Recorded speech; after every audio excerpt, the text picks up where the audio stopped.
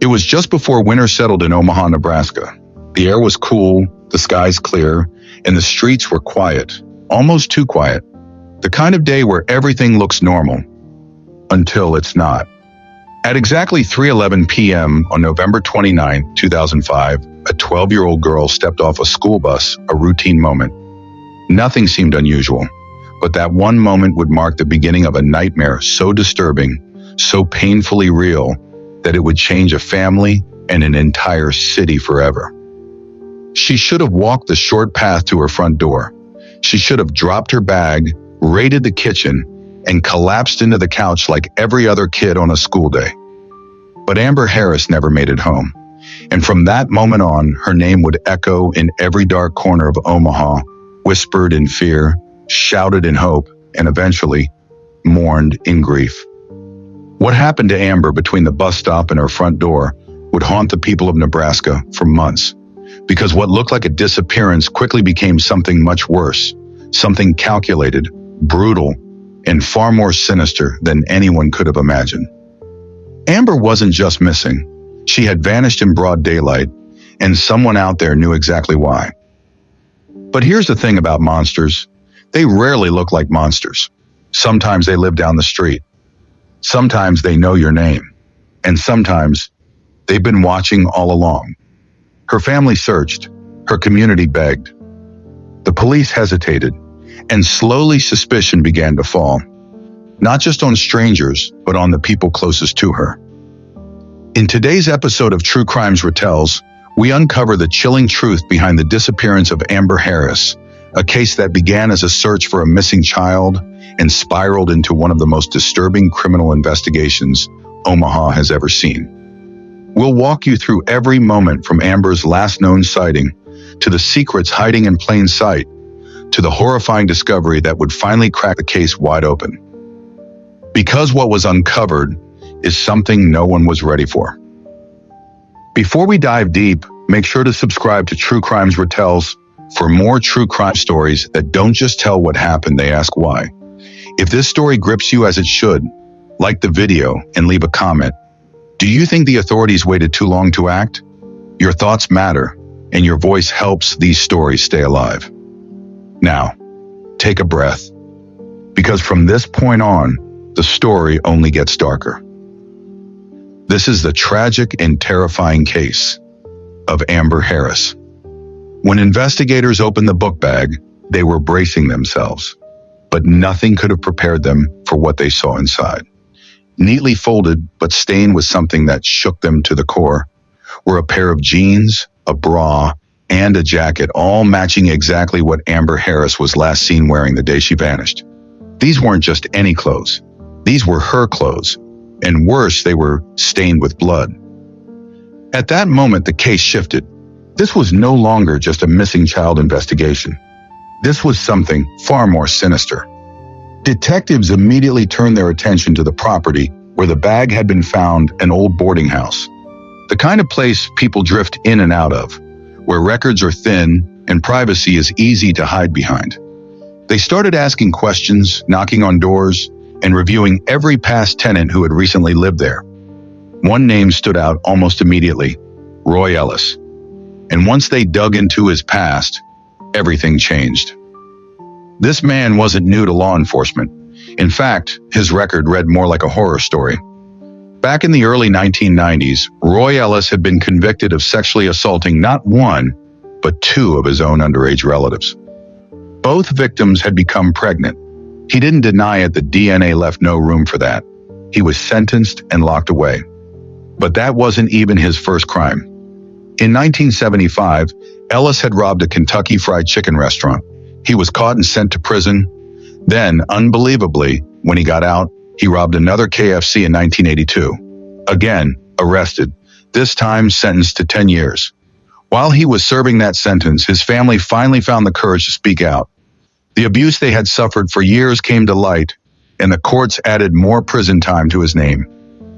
Yet somehow, despite the depth of his crimes, Roy Ellis was back on the streets in the 2000s, and now he had been living in the very area where Amber Harris disappeared.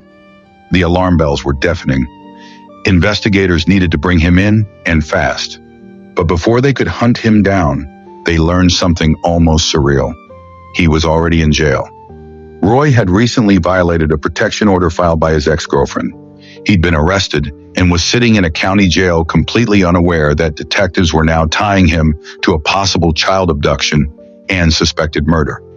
They wasted no time. Detectives met with him behind bars and started asking questions. Roy, stone-faced, denied everything. He claimed he didn't know Amber, had never seen her, and had no idea what they were talking about. When they asked for a DNA sample, he refused. But under Nebraska law, as a convicted felon, he didn't have the right to say no. The DNA was taken anyway. That's when things got even weirder. Back in his cell, Roy Ellis started making phone calls. Not one or two, a string of them. He called up old neighbors who lived next to the boarding house. He told them he needed to retrieve something from that property. Not clothes, not a keepsake, but important paperwork. He was nervous, anxious. His tone was urgent. He told them there were things he needed to clear up. In one of the recorded calls, he said, "I got things I need to do, things that can cause real destruction." He wasn't talking about legal troubles.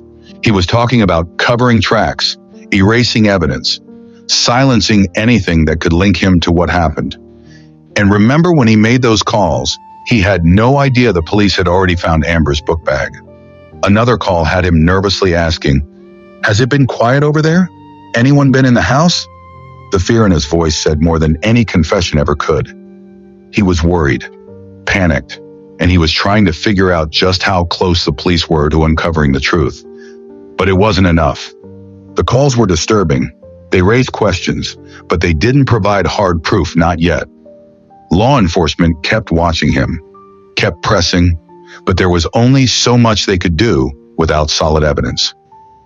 Then, in a twist that felt like a punch to the gut, on March 26, 2006, Roy Ellis was released from custody. Just like that, the man who seemed like the most likely suspect in the disappearance of a 12-year-old girl was back on the streets, free to move, free to run, free to disappear again. The community was stunned. Parents were scared. Investigators were furious, but their hands were tied. Suspicion wasn't enough. They needed undeniable proof. That's when they turned back to the bag. Inside the bloody clothing found in Amber's backpack was more than just her DNA. There was another profile, a second person. And while it couldn't conclusively be matched to Roy Ellis, it also couldn't be ruled out. It was a partial match, a shadow of the truth. At that point, detectives knew they were close, but they needed more. The DNA wasn't enough for an arrest warrant, but it was enough to keep Ellis under surveillance and the case alive. Somewhere between that backpack, those disturbing calls, and that DNA was the answer. They just had to find it before it was too late. With Roy Ellis still denying everything and no charges yet filed, investigators were stuck in a painful holding pattern, a race against time with no finish line in sight. They had fragments of evidence, a haunting phone call, suspicious behavior, partial DNA, but no body, no confirmation, no closure. And then, something changed. May 11th, 2006, a date that would crush what little hope Amber's family was still holding on to.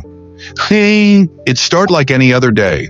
A local resident was taking a walk through Hummel Park, one of those vast, wooded spaces in Omaha where the trees grow thick and the trails twist quietly through the underbrush. Nothing unusual until they noticed something sticking out of the dirt near a remote path. Something that didn't belong. They got closer, bent down, and then they saw it. Partially buried in a shallow grave were the decomposed remains of a young girl. The body was badly decomposed, the clothing torn and weathered, and there were no personal items to help confirm who she was. No ID, no jewelry, nothing. Whoever did this wanted her hidden, forgotten. But she wouldn't be. Police were called immediately. When they arrived at the scene, they knew right away. This wasn't just a random body. This could be Amber. But the remains had been exposed to the elements for months.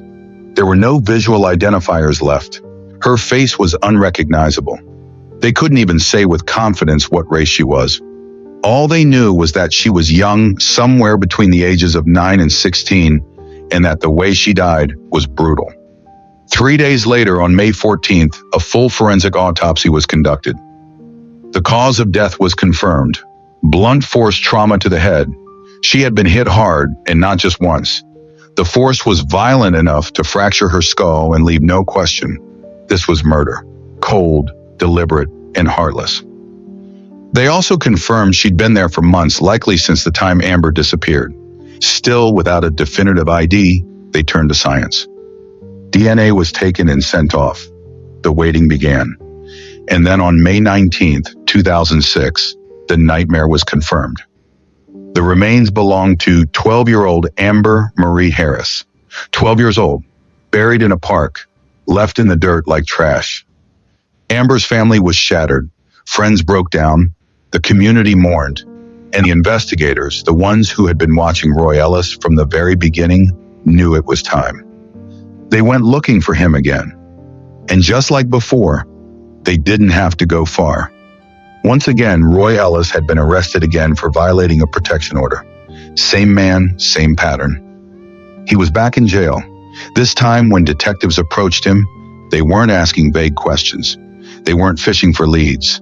They had a body. They had DNA, and now they had a witness. Someone who had shared a cell with Ellis stepped forward. This inmate had heard a story, a dark, disturbing confession, told in whispers late at night, when no one was supposed to be listening. According to the cellmate, Roy had seen Amber walking home after school.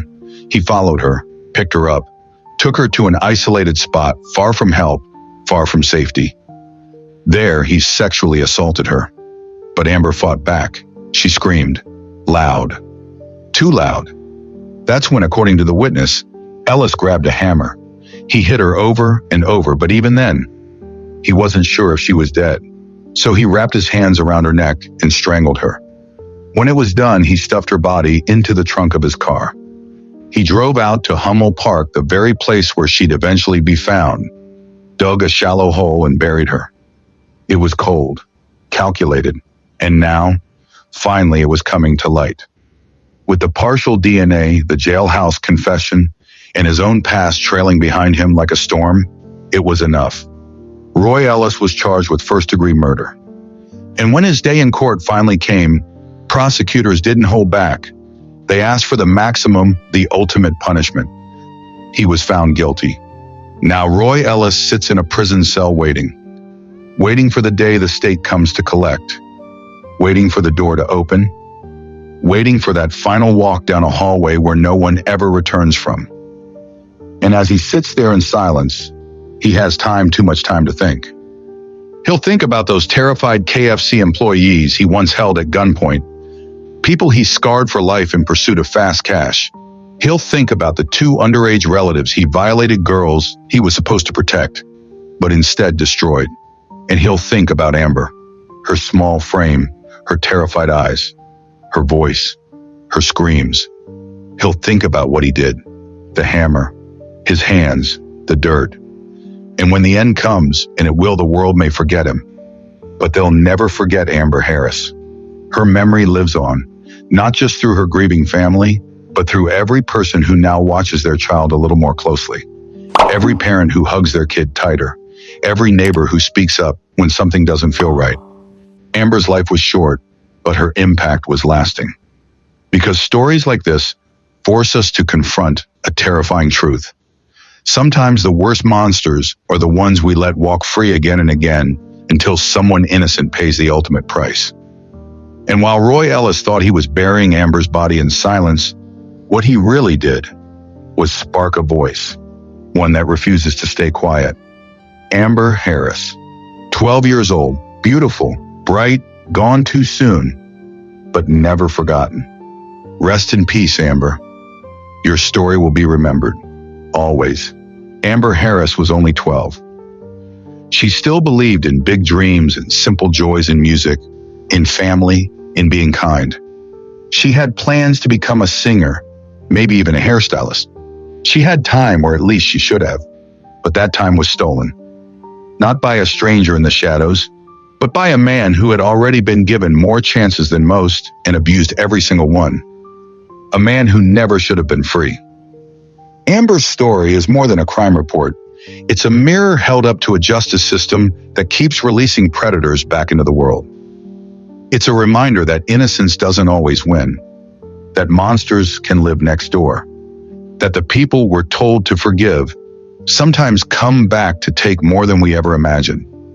But it's also a call to watch, to remember, and to speak. Because Amber didn't just vanish. She mattered. She loved. She laughed. She was real. And now we carry her name so that others don't suffer the same fate. Here at True Crimes Retells, we believe in something deeper than just telling stories. We believe in shining light into dark places and turning tragedy into awareness. That's what being a Retell is about. Not just watching, but remembering. Spreading truth. Creating echoes where silence once lived. So if Amber's story stayed with you, if it unsettled you, angered you, or moved you in any way, don't let it stop here. Share the story. Let someone else hear her name. Because sometimes all it takes is one story, seen by one person, to stop another crime before it happens. And if you're new here, join our growing community of Retells. Subscribe to True Crimes Retells and turn on notifications because every week we bring you raw, real, and emotional stories like this. Not just for the shock, but for the truth behind the horror. Now, we want to hear from you. Do you believe the system failed Amber Harris long before she disappeared? Let us know in the comments. Your voice matters, and your thoughts might just be what someone else needs to hear. Until next time, hold your loved ones closer. Notice the quiet changes in people around you. And remember, awareness isn't fear, it's protection. This is True Crimes Retells, where stories like Amber's are never forgotten. Stay safe, stay aware, and stay watching.